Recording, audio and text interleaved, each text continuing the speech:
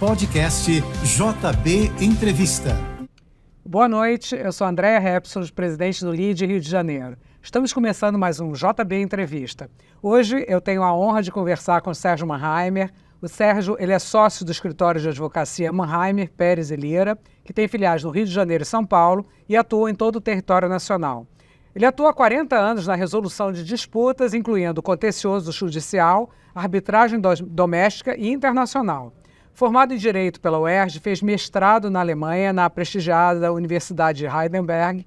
Foi procurador do Estado do Rio de Janeiro, onde desempenhou funções importantes, especialmente envolvendo o direito regulatório. Tem uma vasta experiência na resolução de disputas complexas, tendo atuado em vários dos mais importantes litígios ocorridos no Brasil nos últimos anos, né? E ele também atua em diversas outras áreas, em particular nos conflitos empresariais. Também atuou e atua como árbitro e presidente de tribunais arbitrais em diversas arbitragens e autor de vários artigos e diversos livros, sempre com ênfase na sua especialidade. Ele tem sido continuamente recomendado por sua atuação em contencioso judicial, arbitragem, por conta das publicações nacionais e estrangeiras, especialmente em rankings jurídicos, tais como a Chambers & Partners, a The Legal 500 e a Análise de Advocacia. Falei certo? Enfim, é um super especialista que a gente tem a honra de conversar aqui hoje. Eu queria que você contasse um pouco dessa sua trajetória, né? Então, dessa sua... Como é que você chegou nessa especialidade dentro do mundo jurídico? André, primeiro eu queria agradecer estar aqui, é um grande prazer estar aqui com a Andréia e nessa entrevista do LIDE. A gente dificilmente escolhe, né, para onde vai, né?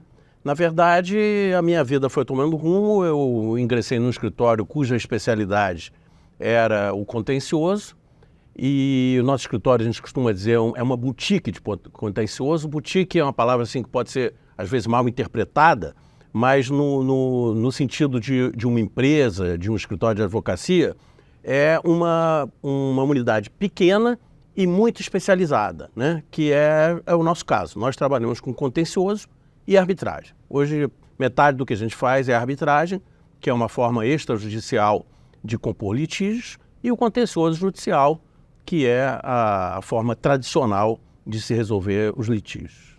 Principalmente, o que acontece? Assim, quais são os cases mais comuns que passam pelo seu escritório exatamente nessa área de arbitragem e mediação?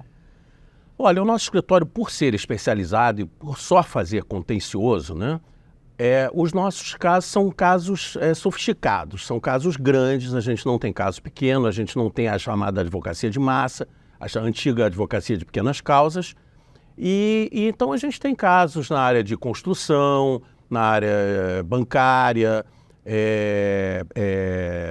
óleo e gás, empresarial, societário. São essas causas que geralmente envolvem empresas. Temos também clientes, pessoas físicas, mas eu diria que a maior parte dos nossos clientes hoje são empresas. Então, acho que a disputa societária é um produto, né? Quer dizer, é um case que se destaca dentro do teu escritório. Assim, você pode dar, não um exemplo citando nomes, mas assim, de casos que vocês trabalham para resolver? André, temos muitas disputas societárias. Eu diria até que o nosso escritório teve um grande impulso com uma grande disputa societária alguns anos atrás. E esse eu posso até falar em nomes, porque tudo que foi para a imprensa não sou eu que estou dizendo, certeza, né? Então, eu destacaria o caso dos fundos de pensão, que realmente projetou muito o nosso escritório. Nós advogamos para todos os fundos de pensão brasileiros na disputa contra o grupo Opportunity, pelo controle das empresas de telefonia, na época Telemig, Telenorte e Brasil Telecom. E isso foi uma briga assim, bilionária que os fundos de pensão ganharam, né? Então e nós advogamos na época com todos os grandes escritórios de contencioso do Brasil, eu diria, não é só do Rio de Janeiro. A briga foi aqui no Rio, mas isso envolveu, e isso realmente projetou muito o escritório. Teve uma outra arbitragem que também foi muito importante para a gente, que foi a arbitragem do Grupo Casino, pelo controle do Grupo Pão de Açúcar. Isso né? foi muito divulgado na mídia. Exatamente. Tá? Por isso que eu estou dizendo os nomes, porque tem outros casos que eu poderia citar, outros aqui que nós temos hoje, né, que são casos envolvendo, nós temos um caso em Brasília, envolvendo o controle de uma grande empresa, uma disputa societária que envolve um grande banco. Nós temos casos aqui na área de óleo e gás, envolvendo também disputa por um controle de uma empresa de processamento de gás liquefeito. Temos uma outra disputa, para ficar apenas no campo societário, em que se discutiu uma questão de direito de preferência de um grande grupo de turismo, que havia um direito de preferência para os sócios, que deveria ser exercido. Os sócios, na época, ofereceu-se a 3 dos sócios esse direito de preferência, eles recusaram. Então, essa minha cliente exerceu o direito de preferência, era a 4ª sócia, se tornou proprietária de todo o empreendimento e depois eles não se conformaram, entraram com uma arbitragem e acabaram perdendo. Então, nós temos diversos exemplos de conflitos societários que são, eu diria, não é assim a maioria dos conflitos que nós temos, mas é uma parte importante daquilo que nós fazemos. É interessantíssimo, né? Porque os assuntos são muito variados e eles têm cada vez que se aprofundar, né, no tema. Porque como o nosso escritório faz contencioso e não tem uma especialidade específica no contencioso, eles nos procuram, pessoas que às vezes têm outros escritórios de advocacia como advogados principais, quando surge o conflito ou a perspectiva de um conflito, eles nos procuram, né? E então a gente acaba adquirindo essa especialização vasta em diversas áreas, né? E uma das coisas que a gente faz muito bem é preparar o conflito.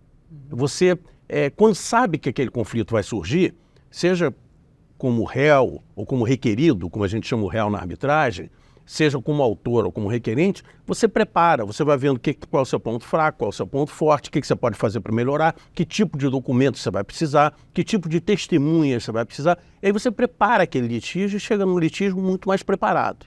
É super interessante, porque eu ia exatamente perguntar como é que é feita essa abordagem, né, do escritório para você chegar tentar resolver um conflito, né? Como é que é isso feito?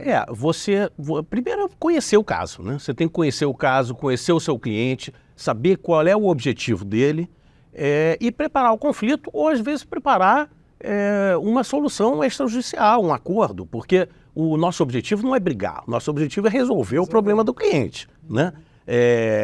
Seja para ele ganhar ou seja para ele perder menos. Às vezes tem situações em que você chega para o cliente, examina aquilo e fala assim, olha, você dificilmente vai ganhar isso aqui, vamos tentar negociar um acordo.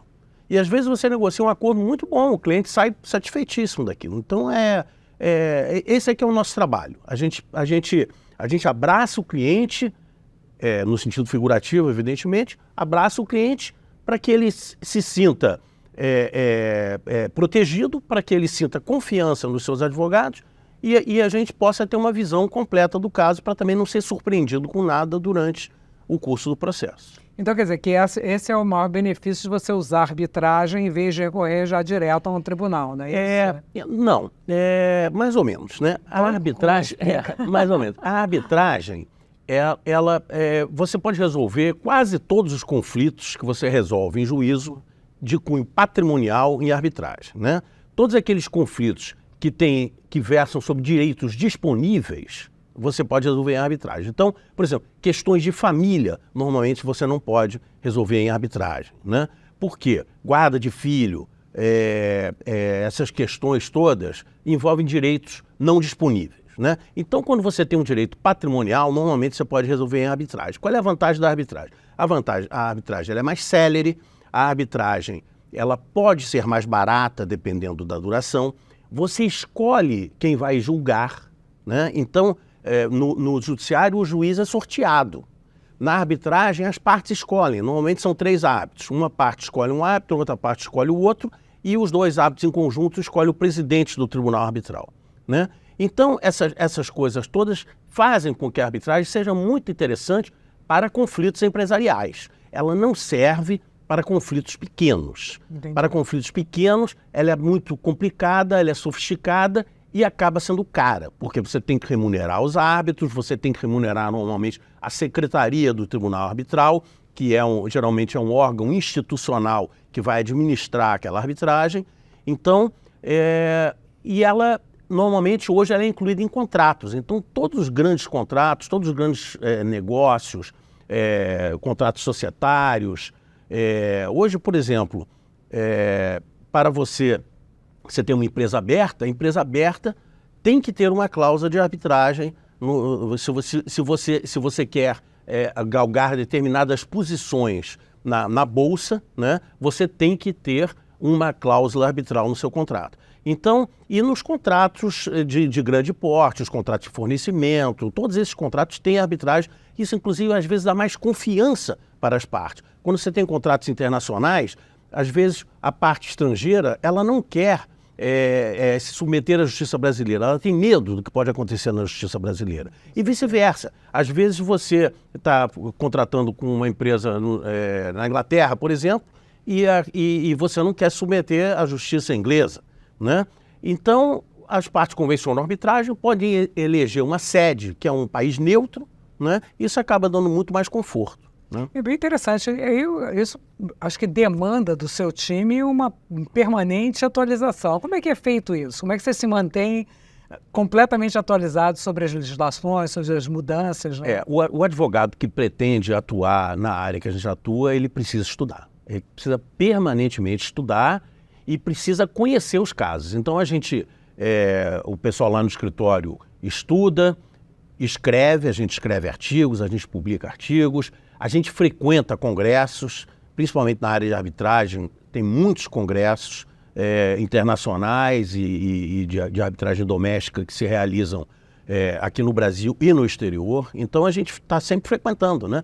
Eu estou indo agora, no final do mês, para um congresso enorme da International Bar Association, que é a maior organização que congrega advogados no mundo inteiro, que tem um congresso anual, que no ano que vem, desse ano agora, em outubro, em Paris, né? Então vamos 3 sócios lá do escritório, vamos lá e a gente vai assistir as palestras, a gente vai saber tudo de novo que existe e também fazer contatos, que isso é muito importante também. Uma oportunidade de networking e de troca, networking, né, de informação. É essencial, é essencial. Então você acredita que isso é o que diferencia o teu escritório dos outros? Você se manter sempre atualizado, isso é um ponto. Eu acho que o que nos diferencia é que como a gente é muito especializado e só faz isso, eu acho que a gente acaba se destacando no mercado. As pessoas nos conhecem por ser um escritório muito competente, tanto em arbitragem doméstica quanto internacional, quanto no contencioso judicial aqui no Brasil. E aí nos procuram, e às vezes outros colegas advogados nos procuram para fazer parcerias também, quando acham que aquela causa é uma causa importante e que a gente pode agregar um valor ao trabalho deles. Certeza. E como é que você lida com um cliente que não fica feliz com o resultado? Então, assim, o que deve acontecer, né? Claro. Olha, como você falou, todo mundo entra achando que vai ganhar. É ganhar, claro que acontece. O advogado que diz que nunca perdeu uma causa, é claro que está mentindo, né? Ou ele nunca advogou, né? Ou ele já perdeu alguma vez, né? Felizmente a gente perde pouco, mas eu vou te dizer com toda sinceridade, são raros os clientes que não ficam satisfeitos. Agora, quando ele não fica satisfeito, a percepção que ele vai ter no nosso caso é que pelo menos a gente fez o máximo, fez um bom trabalho, nós nos esforçamos ao máximo. Pode perder? Pode, mas às vezes o direito não é bom, né? Às vezes a causa é ruim para o cliente e ele vai perder com qualquer advogado, né? Então, o que a gente... e olha, é raro um cliente que já foi cliente nosso e que não volta. Então eu acho que, em média, os clientes ficam muito satisfeitos. A gente falou um pouco antes sobre mediação, né? Você podia explicar um pouco, assim, como é que funciona a mediação nos casos, assim? A mediação, assim como a arbitragem, é uma forma extrajudicial de resolução de conflitos, tá? Só que ela não se confunde com a arbitragem. A mediação é uma forma de você tentar fazer um acordo, né? E como é que você faz isso? Você tem um mediador, a figura do mediador, ela é uma pessoa independente, que tenta colocar as partes em contato, mostrando para elas o que são as fraquezas, o que são os pontos mais fortes do seu direito, para que elas possam ser levadas a celebrar um acordo. Então, o objetivo da mediação é evitar o conflito ou resolver um conflito que já se instaurou. Às vezes você precisa que o conflito que a coisa seja levada a juízo, para que os advogados escrevam e para que você leia os argumentos da outra parte, ou a parte leia os argumentos do advogado da outra parte, para que você veja quais são os pontos em que você achava que estava muito bem, mas não está tão bem. E aí o mediador procura fazer esse contato. Ele é uma pessoa que tem que ser independente, tem que ser uma pessoa competente, porque um bom mediador ele vai ser mais eficaz no atingimento daquele objetivo, que é chegar a um acordo. E a mediação bem-sucedida leva as partes a terminarem um conflito, né? Ou não iniciarem um processo. Então a mediação está crescendo muito no Brasil. A mediação do ponto de vista empresarial ainda tem um espaço muito grande para crescer, porque existe ainda uma certa desconfiança. Tem situações em que a parte não quer fazer o acordo, né? A parte prefere esticar aquele litígio, levar aquele litígio por mais tempo, mesmo que ela saiba que está errada, ela prefere pagar daqui a 20 anos, né? Acontece muito. Então, a mediação só funciona quando realmente as partes estão ambas de boa fé e querem resolver. E quando essa situação se configura, a mediação é um instrumento poderoso, que está crescendo muito. Super interessante, né? Parece que simplificaria muito a vida, né, das pessoas e das partes e dos tribunais também. Eu queria, assim, qual seria a sua dica para um advogado que esteja em início de carreira? Qual é a sua deixa, assim, quer dizer, quando entra, de repente, um estagiário novo que começa a trabalhar com vocês, quais são as determinações e as dicas? Olha, eu diria o seguinte, estudar. Estude. Se você quer ser advogado, um bom advogado, você tem que estudar, você tem que ler. Hoje a internet é um instrumento poderosíssimo, tem muita coisa de graça na internet. Então a pessoa, sem gastar um tostão, ela pode se tornar um grande advogado, acompanhando na internet, acompanhando palestras, acompanhando aulas, frequentar eventos para poder ter um networking, né? Poder conhecer pessoas, né? Poder procurar as oportunidades de emprego. Outra dica que eu acho muito importante, aprender inglês. Hoje, para você ser um advogado que se destaca, tem que conhecer uma língua estrangeira, e hoje a língua estrangeira que é a língua principal no mundo inteiro é o inglês. Então, são essas coisas que realmente funcionam. E, por fim, eu acho que você deve procurar uma especialização, né? A gente hoje tem a mania de querer olhar para todos os lados e conhecer um pouquinho de cada coisa. Você acaba sendo um generalista. A especialidade em todos os ramos, mas eu diria que na advocacia também é. Então, procure descobrir o que você gosta, faça o que você gosta e tente se especializar naquilo. Vai ser um bom profissional. Muito bom, foi ótima a nossa conversa, aprendi muito, gostei muito. E nós conversamos aqui então com o Sérgio Mannheimer, sócio do Mannheimer, Pérez e Lira Advogados. Se você gostou dessa nossa conversa e quiser ouvi-la na íntegra, jb.fm, você vai ter oportunidade de nos escutar e ou também opinar. Muito obrigado, eu que agradeço.